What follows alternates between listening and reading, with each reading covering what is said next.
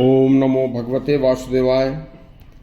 आज के प्रसंग में राजस्थान के भक्ति साहित्य में अनेक प्रकार के बहुत भारी संत पैदा हुए हैं, जिन्होंने सभी समाज को बहुत ही अच्छी अच्छी बातें अपनी भाषा में बताई हैं।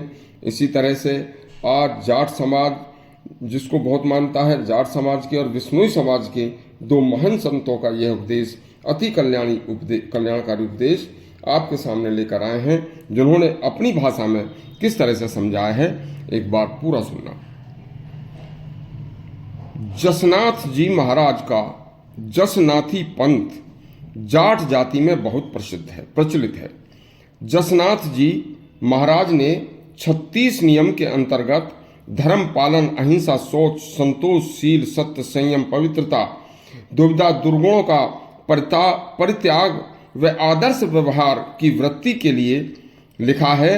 अपनी राजस्थानी भाषा में, राह चल आपना, धर्म रख भूख मर, पर जीव ने भक, उत्तम केस रखावे अच्छा, पैला नील अघारे पच्छा, सदक शील सबूरी सूरत, ऐठा बिसंगर फूंक न दीजियो, जल पानी तो छान कर पीजियो, दुविधा निंदा न आणो नेड़ी। भावार्थ है, अपने धर्म की राह पर चल, भूखा मर जा, पर किसी जीव का मांस मत खाना। क्षत्रिय को बालों का लंबा अच्छा रखना अच्छा है, सिर पर पीला अंगूछा अच्छा है। शीलवान, गुणवान, सुंदर सूरत को क्रोध में मत जलाना, जल पानी को छान कर पीना। इसी तरह से विष्णुई समाज के प्रवर्तक, इसके पहले उन्होंने कहा था कि कभी किसी दुविधा में भी किसी की निंदा भी मत करना। देखिए कितने सुंदर उपदेश हैं।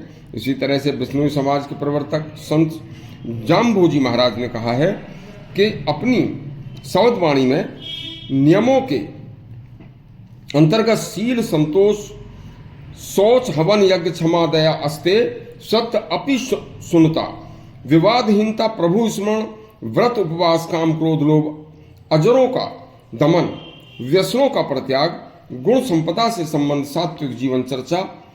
देखिए इसका उल्लेख उन्होंने अपने जंबसार नामक पुस्तक में इस प्रकार किया है। सेरा करो स्नान, यानी कि ठंडे जल से नहाना चाहिए।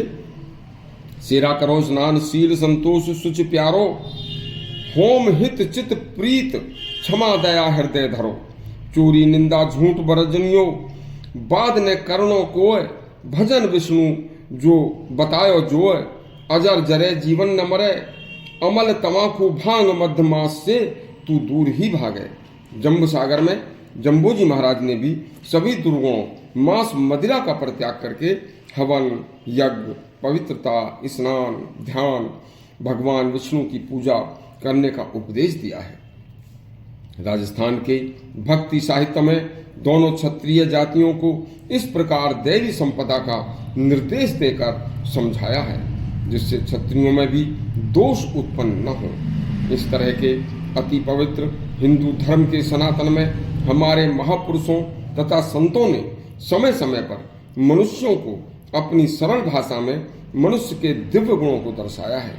जो भी व्यक्ति आज उन महान संतों के बताए रास्ते पर चलते हैं, उन्हें कभी कोई संकट नहीं आता और वह समस्त जीवन में सुखपूर्वक स्वयं सुखी रहकर दूसरों को भी सुख प्रदान करते हैं।